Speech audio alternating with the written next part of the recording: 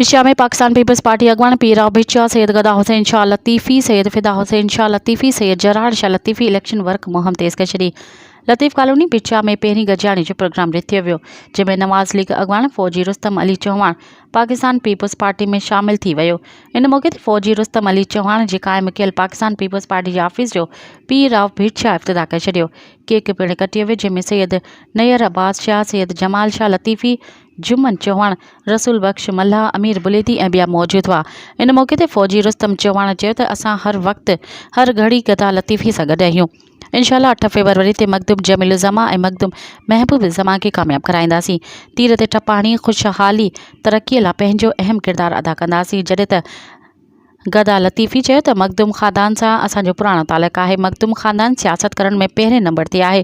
उन जा मुख़ालिफ़ असांजे लाइ क़ाबिल एतिराम आहिनि, पर सियासत करण उन जे वस जी ॻाल्हि नाहे। 8 फरवरी ते तीर ते टपाणी मखदूम ख़ानदान खे कामयाबु करे भिचा जो मुस्तक़बिल सवारींदासीं। मज़ीद ख़बरनि ऐं तफ़सीलात लाइ विज़िट कयो असांजी वेबसाइट www.awamiNewsHD.com ऐं ॾिसंदा रहो अवामी न्यूज़ HD।